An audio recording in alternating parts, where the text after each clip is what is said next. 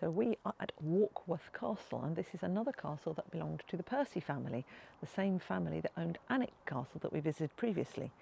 But this castle predates Alnwick Castle. This was built in the 1200s, and it was actually apparently the favourite Percy residence from the 14th century to the 17th century. And this is the principal, this block here that we're next to, the Great Tower, was the principal bit of where the nobles would have lived and would have actually basically eaten and prayed and that kind of thing.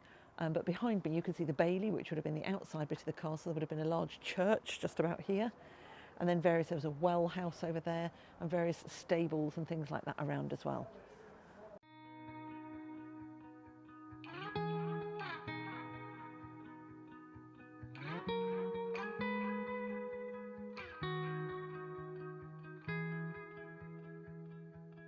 Call it off,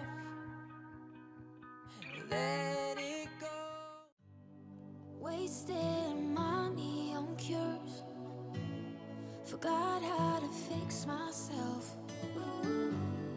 They say that time is free, then why is it so precious? Oh, I'll save memories in my head, like Polaroids on walls. They remind you to look ahead. Time is running out. So it's about 10 to 8 in the morning, and we're here. We're about to cross over the causeway into Lindisfarne, or onto Lindisfarne I should say, and it looks absolutely beautiful with the sun on the water. Stunning. And it's a nature reserve. I didn't know that. Lindisfarne National Nature Reserve. So this island is only reachable at certain times of day because the tide comes in and covers this causeway. Well, I presume it would be reachable by boat, but not any other way. And yeah, so it does mean that the tourists can only be here at certain times of day, which I'm sure the islanders love. So here we are on Lindisfarne. It's a crisp day, but it's actually surprisingly cold. Beautiful blue skies, but quite chilly. But we've just been standing here watching 3 massive colonies of seals. We've been listening to the plovers calling, the geese. It's amazing, absolutely stunningly gorgeous here. This is Lindisfarne Castle. And this was commissioned, well, this actually is owned by the man who owned Country Life magazine at the time, and he commissioned Edward Lutyens to basically romanticise and build him, or to transform him, this castle, into his holiday home. We haven't been inside, but apparently it's absolutely stunning inside. And we're going to carry on walking around the island because that's what we've come for. We've seen seals so far and various other bits and pieces, and it is beautiful here. Lovely.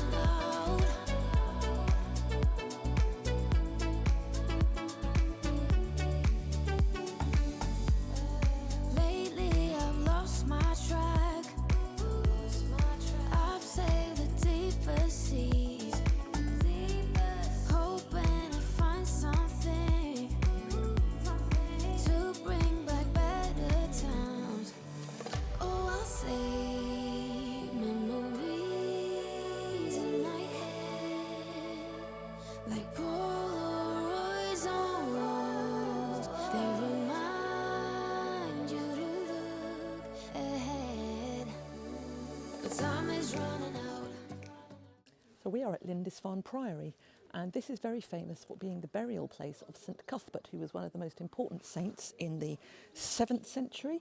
He was buried here in about 687, but then in the early 9th century, the monks basically removed his relics because the Vikings were going to raid, and then in the 10th century the monks themselves left and settled at Durham, but this was basically their old priory church. Lindisfarne Priory was actually closed in 1537 by Henry VIII with the dissolution of the monasteries, and the roof was removed in about 1613. But in the meantime, to the right of me, or to the left of me over there is Lindisfarne Castle, and that was built on that rock in between 1570 and 1572. And this was actually a supply depot for the castle because there was an awful lot of garrisons there as well, or men staged there in a garrison, and that was for the protection because England was at war with so many other people. The number of monks here, we were just reading, its maximum was 10, and by the 1500s it had fallen to just 2. But it did also say that actually most of the monks were actually based at Durham, and they came out here for a few years and then went back to Durham. So we're just reading about the fact that this priory actually had to be quite heavily defended because in the 13th and 14th centuries particularly, even though there was only a couple of monks, there would have been a lot of servants, there would have been a lot of people who lived here, and they would have welcomed travellers on the road, but also there would have been a massive problem with the Scots, because the Scots liked to raid priories and castles in the area, and so they had to build a defensive gateway and a portcullis area as well, which probably would have been this area here, I think.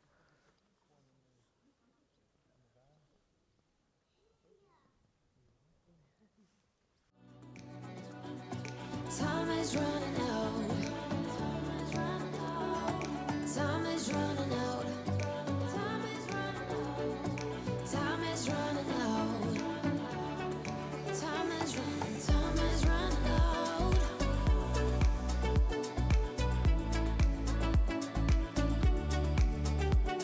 But time is running out.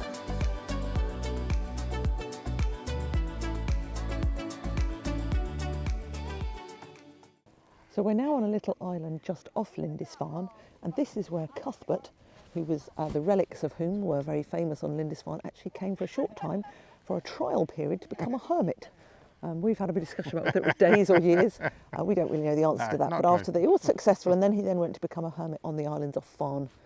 And it's a stunning little island with seals all around it. It's beautiful. It is lovely, isn't it? So what's your thoughts on Lindisfarne?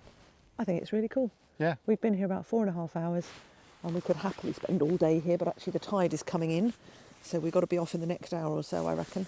Yeah. But no, it's very beautiful. It's very peaceful. It feels like stepping back in time. It does. So we got here 8 o'clock, just as the tide allowed us to, and it was dead. There was nobody around. We were the only ones here. It was lovely, wasn't it? It was beautiful. It's now, as Jill says, 5 hours later or 4 hours later, and it's absolutely heaving. The car park, there were 2 people in the car park when we arrived, and now the car park is full, and yeah, it's not great. No, although most people are actually within probably about 50 yards of the car park and gone to the Abbey. Maybe a few have gone to the castle, although that was a bit of a walk. But no, it's lovely, isn't it? It Really is. enjoyed it, and Yeah. it does help with the weather. Yeah, The stunning weather is weather today. absolutely September, and yes, we got coats on, but it is lovely, It is gorgeous. So Lindisfarne, highly recommend it. definitely.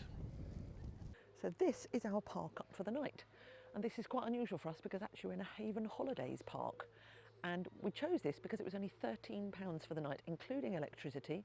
It's got waste disposal, it's got loos, it's got showers, it's got washing up, it's got a laundrette, everything you could want, and for £13 we thought it's a real bargain. So now we're going to go and find out exactly what else is on this lovely holiday park that we're going to be parked up on, and we're also going to stay here tomorrow night as well because it's going to be quite convenient for us because it's kind of in the middle of where we want to be. So 2 nights at the Haven Holiday Park. So we're on the beach near Sea Houses, between Sea Houses and Bamburgh Castle, and I think it's fair to say that it's not quite such nice weather today as it was yesterday, but this is a beautiful beach. It stretches for a couple of miles, and I'm sure in the summer it would be, well, in the nice weather I should say, it would be absolutely packed with families, but it is beautiful, and there's these odd bits of rocks in the sea, in the beach as well. Lots of dogs. Lovely, despite the weather. What if my best days are over? They can be over. So welcome to Bamburgh Castle. We're about to go in. What we do know about this place is that there has been development on this site for at least 1400 years, which is quite impressive, probably linked to Lindisfarne and all kinds of places like that. But it looks, even in the murk today, it does look quite impressive. We're going to go in and find out a little bit more about what's on offer. So one thing we've learned about Bamburgh Castle, it was the first castle in England to be destroyed by cannons, and that was in 1480 during the Wars of the Roses, and it was rebuilt eventually about 300 years later. But yeah, very interesting. And behind me you can see a fantastic view of Lindisfarne. Not. There will be a nice view one day, because we could certainly see this castle from Lindisfarne, so we assume there would be a nice view, but not at the moment. So we've just been into Bamburgh Castle, and it was really interesting. We learnt about Lord Armstrong, who's actually the man who made it look as it does today. He bought it in, I can't remember whether he bought it actually, 1890 something he bought it, and he basically has renovated it, and that keep, that square building behind Roger there is the original building from the 11th century, but all the other buildings are dating from the 1890s. Well, there were ruins of buildings here before, but actually he renovated them to a very high standard, and his descendants still live here today. And this is Lord Armstrong, who was a great entrepreneur. He was a great engineer. He built the working parts of the bridge, Tower Bridge, and he also built, he was instrumental in the defence of the country as well. He built boats and he built ships. So his country was Armstrong Mitchell, and then Armstrong Siddeley, which built planes for the Second World War as well. So he was a great man. And yeah, it was very interesting going in. It wasn't kind of your traditional staterooms really, but it was very interesting to go in there and see everything.